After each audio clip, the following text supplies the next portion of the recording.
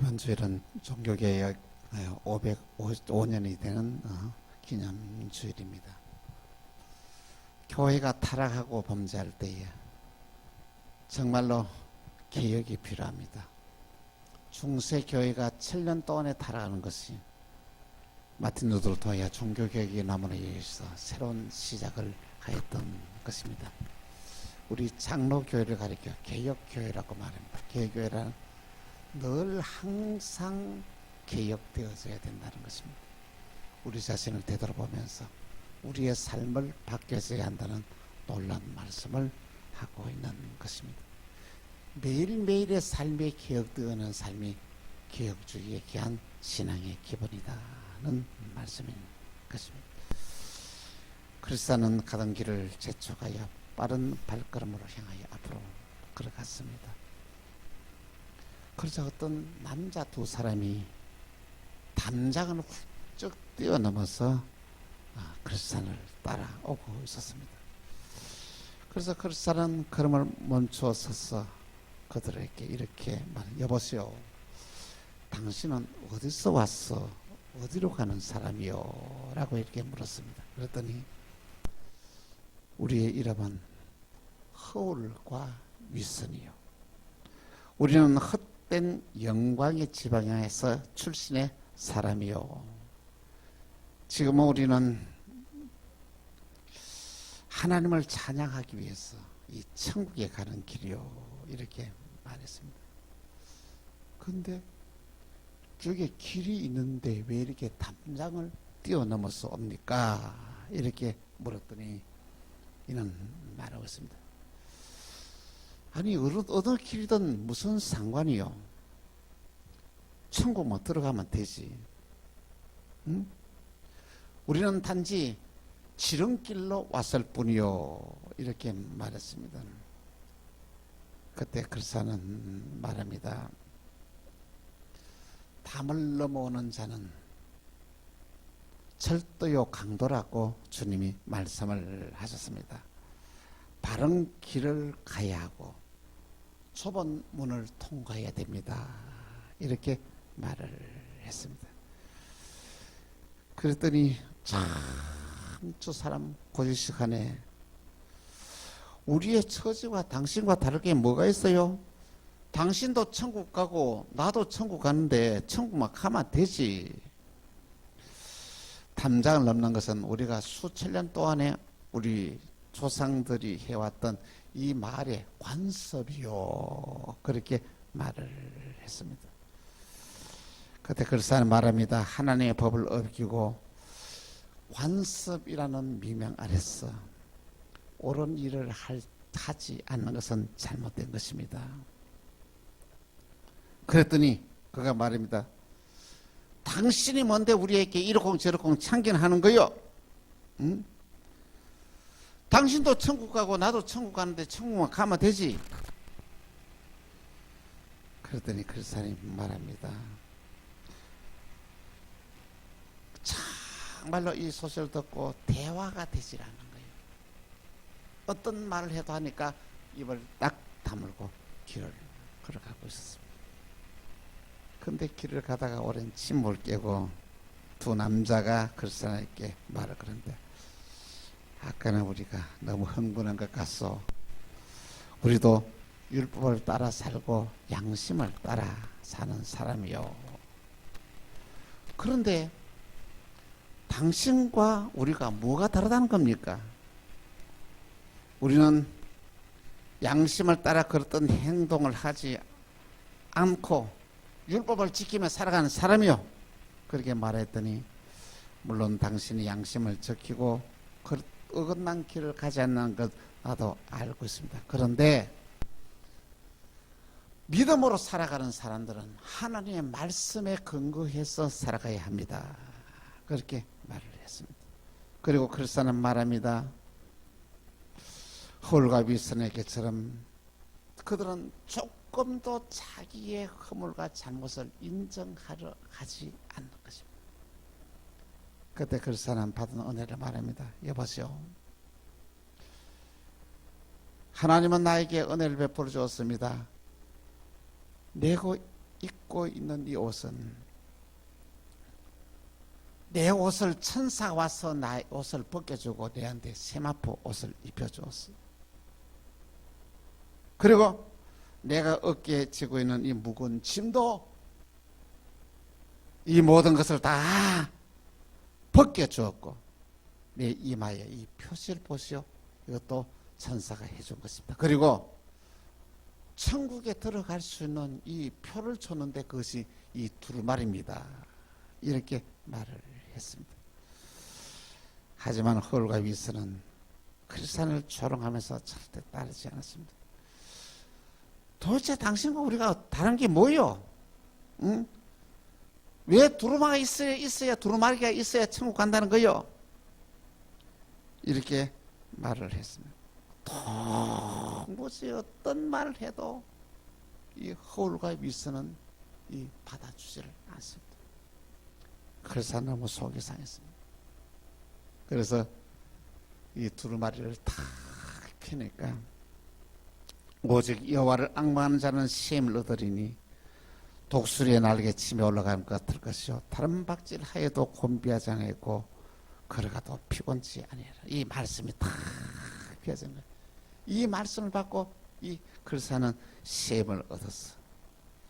허울과 위선을 뒤로 제끼고 그 앞길을 걸어갔던 것입니다. 설로역경 19번째의 내용입니다. 여러분, 오늘 저와 여러분이 신앙생활을 하면서 가장 조심해야 될 것이 무엇인지 아십니까? 그것이 바로 허울과 위선입니다.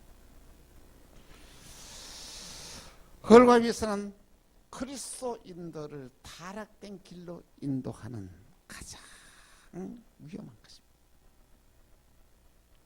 이 허울과 위선을 산 사람들의 대표적인 사람이 있는데 그가 바로 이 바리새인들과 서기관입니다.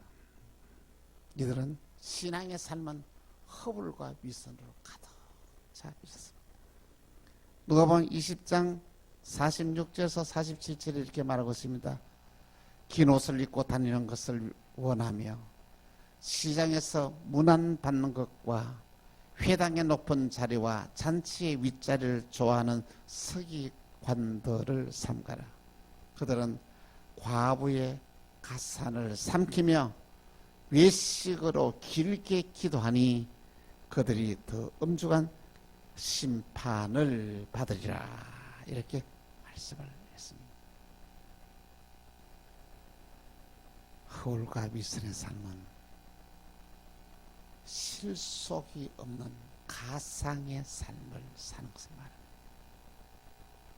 허울과 위선의 삶은 자기를 자랑하고 자기를 드러내는 삶을 살아갑니다. 이들은 자기의 이름이 드러나지 않는 곳에서는 그 어떤 헌신이나 선한 일도 하지를 않습니다. 이들은 기도 시간에 어떻습니까? 그들은 시간을 정해놓기 하는데 기도 시간만 되면은 사람들이 많이 모이는 장소에 갑니다. 그 가서 말이야 큰 소리를 길고 길게 기도를 하는 것입니다. 그런데 이들의 삶은 기도의 삶과 다르습니다. 과부의 재산을 빼앗고 불의한 방법으로 돈을 모으는 자들. 하나님은 이들에게 엄중한 심판을 하시겠다고 말씀합니다. 사랑하는 성도 여러분, 오늘 저와 여러분의 신앙의 삶이 허울과 위선의 삶을 살고 있지는 않습니다. 그런데 참 타락한 우리 인간의 모습의 실상을 가만히 보면 정말 허울과 위선의 삶으로 가득 차 있습니다. 여러분, 어느 모임에 가든지 누구와 대화하든지 그 대화를 가만히 한번 분석해 보십시오. 그는 여러분 여러분들만 그런 게 아니고 목회자도 마찬가지입니다. 가서 가만히 떼보면 자기 자랑만 해. 모임에 가면 어떻습니까? 저 사람이 하는 자랑 듣고 내 자랑 하다가 오는 거예요. 어느 누가 내 기분을 조금이라도 상하게 하면 그걸 참지 못합니다. 이것이 바로 우리의 삶의 실제, 우리의 신앙의 삶의 현 주소가 아닙니까? 참 우리는 삶은 허울과 위선의 삶을 살아갑니다. 그런데 허울과 위선은 그리스도인과 전혀 대화가 되지 않습니다. 이런 사람들은 참으로 믿음으로 살아가는 사람과의 대화가 되지 않는 거예요. 왜냐하면 그의 삶의 목적이 다르기 때문인 것입니다. 믿음으로 살아가는 사람들은 주님 중심으로 살아갑니다. 그런데 위선과 허울의 삶을 내면 사람 중심의 삶을 살아갑니다. 내 중심으로 살아가는 삶. 이것이 바로 허울과 위선의 신앙의 삶이다. 는 것입니다. 먼저 첫 번째로 바리새인의 허울과 위선의 기도입니다. 허울이란 말은 실속이 없는 모양을 말하고, 위선이란 말은 착한 채 한다는 것입니다. 자기의 말만. 여러분, 쉽게 말하면 거짓된 선을 위선이라 말합니다. 가까이 있는 위선보다는 멀리 있는 솔직함이 더 귀합니다.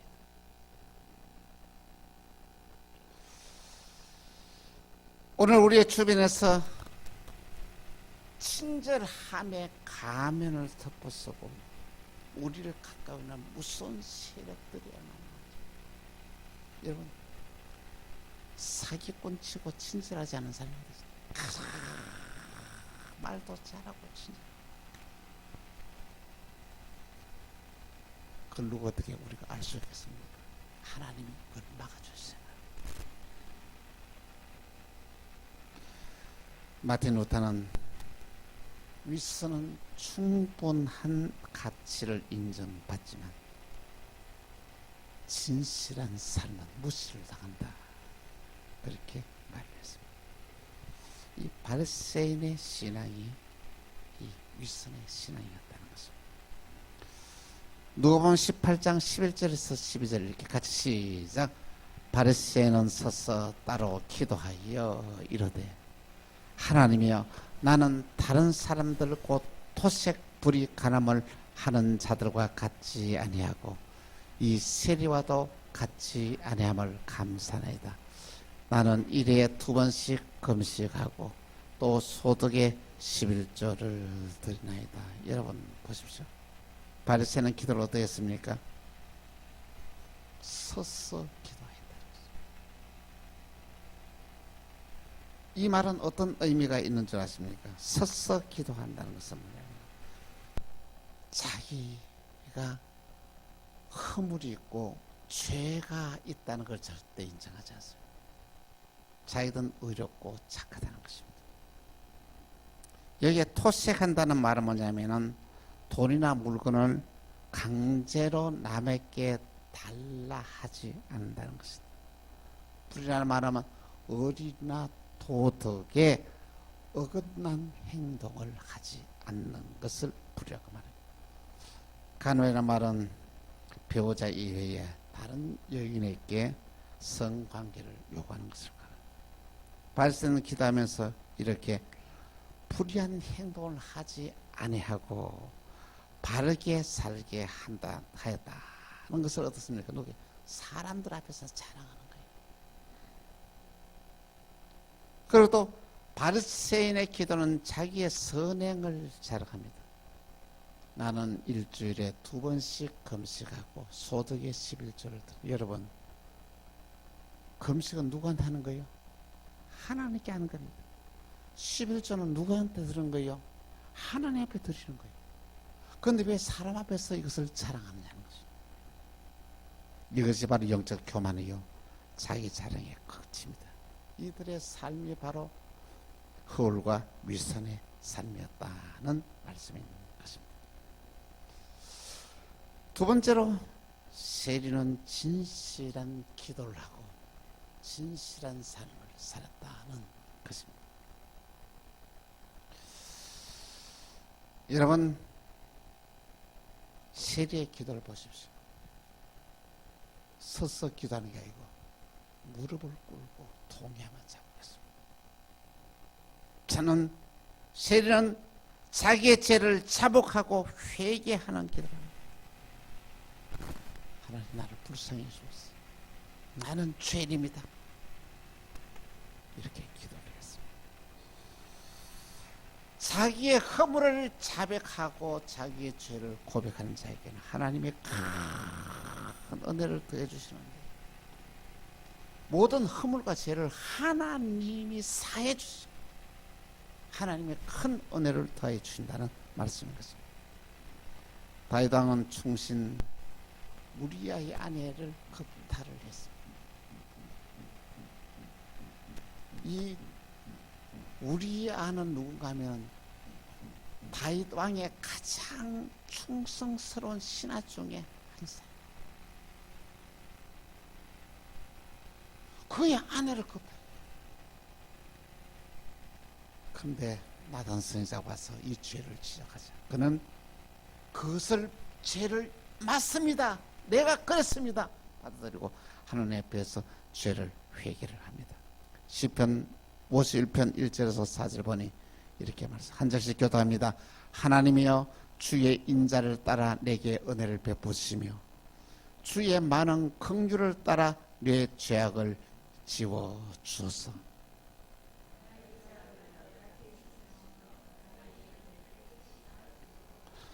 무릇 나는 내 죄가를 아오니 내 죄가 항상 내 앞에 있나요. 4절 시작. 내가 주께만 범죄하여 주의 목전에 악을 행하여 싸우니 주께서 말씀하실 때에 의로우시다 하고 주께서 심판하실 때에 순전하시다 하리다. 아멘. 자기 죄를 철저하게 자복하고 회개했더니 하나님 얻은 애를 씁니다. 이렇게 자기의 신하를 충신을 아내를 취했던 이 무서운 죄를 지었던 이 다윗의 죄를 사해 주십니다. 그를, 그 악독한 그를 모든 백성들에게 존경받는 성군으로 만들었다는 것입니다. 하나님은 죄를 회개하고 한 자에게 큰 은혜를 다하여 주십니다. 세리를 보십시오. 세리의 기도를 누가 보면 18장 13절에 이렇게 말했습니다. 같이 시작.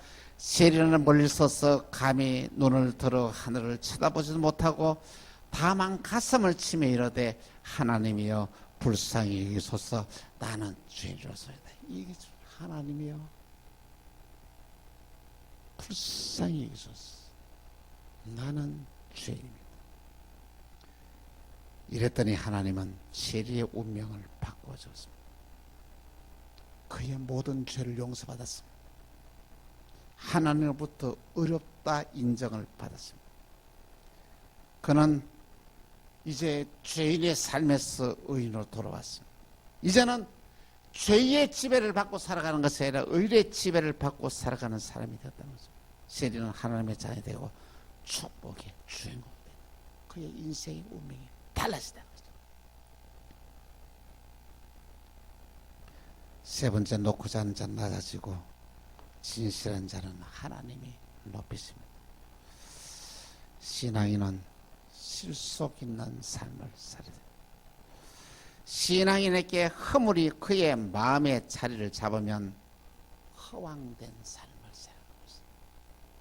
오늘 저와 여러분의 신앙인 삶에 진실한 삶을 살아갈 때 믿음의 능력이 나타나죠. 허황된 생각과 허황된 삶을 살게 되면 아무것도 아니다는 말씀인 것입니다.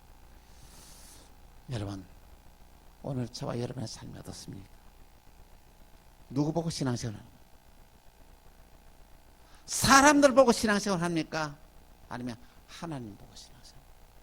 오늘 저와 여러분의 진정으로 하나님 보고 행동하고 하나님 보고 내 삶을 살아야 그것이 하나님이 인정하시는 삶을 살았다는 것입니다. 참 바리새인과 서기관들은 서로 평소에는 사이가 좋지 않았습니다. 바리새인들은 서기관들을 향하여 로마의 앞잡이 노릇한다고 말했습니다. 그게 정권과 실세와 정권의 실세와 같이 손을 잡고 살았기 때문에. 그런데 바리새인들은 아니 서기관들은 바리새인을 향하여 세상을 모르는 옹졸한 사람이라도 합니다. 그런데 예수님을 십자가에 못 박을 때는 이 둘이 사이가 좋지 않은데 이것이 하나가 되어서 예수님을 십자가에 못 박았습니다. 여러분, 누가 예수님을 십자가에 못 박았습니까? 하나님을 모르는 사람, 이방이었습니까? 아닙니다. 하나님을 가장 잘 섬긴다고 하는 바리새인들과 서기관들이 예수님의 십자가에 못 박는데 앞장서다. 오늘도 마찬가지입니다. 여러분, 누가 이 교회마다 문제를 일으키니까 신앙이 좋다고 생각하는 그 사람들이 교회 모든 문제를 일으킨다는 것입니다. 우리는 정신 차려야 됩니다. 하나님 중심으로 살아야 됩니다. 누가복음 18장 14절에 이렇게 말씀합니다. 같이 시작. 내가 너희에게 이르노니 이에 저 바리새인이 아니고 이 사람이 어렵다 하심을 받고 그의 집으로 내려갔느니라. 무릇 자기를 높이는 자는 낮아지고 자기를 낮추는 자는 높아지라. 할렐루야. 하나님은 자기를 드러내는 바리새인과 서기관들 너 제기 자기의 허물과 죄를 자백하면서 회개하는 이 세리를 들어서 그를 인정하고 그에게 복을 주고 그에게 은혜를 베풀어 주었다는 말씀인 것입니다. 사랑하는 성도 여러분, 허울과 위선의 삶은 주님으로부터 인정받지 못합니다. 오늘 저와 여러분의 신앙의 삶이 진실해야 돼요. 오늘 하나님을 여러분 진실되게 바로 섬겨야 된다는 것입니다. 우리 모두 진실한 삶을 본받는 저와 여러분 되기를 간곡히 부탁드립니다. 사랑하는 성도 여러분, 여러분은 허울과 위선의 삶을 살고 있지는 않습니다. 여러분의 삶이 실속이었고 허황된 생각에 사로잡혀 살지는 않습니다. 오늘 우리의 삶을 참 되돌아보면서 우리는 정신을 차려야 됩니다. 허울과 위선의 신앙의 삶은 하나님이 찾아오지 않습니다. 허울과 위선의 삶을 살아가는 자에게는 하나님 우리의 기도를 응답하지 않습니다.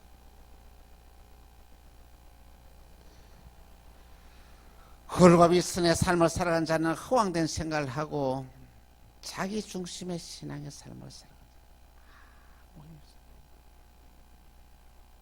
여러분, 진실한 삶은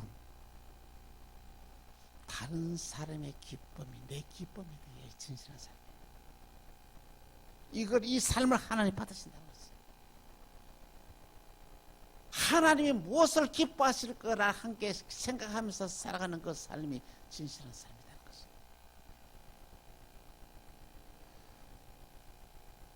다른 사람의 기쁨이 내 기쁨이 되고 다른 사람의 아픔이 내 아픔이 돼요. 그럴 때 하나님은 그에게 은혜를 베풀어 주셨어. 하나님 그에게 복을 주시고 하나님 그를 형통케 하시고 은혜를 다하여 주신다는 말씀인 것입니다. 하나님은 이렇게 진실하게 사는 자들을 반드시 높여주십니다.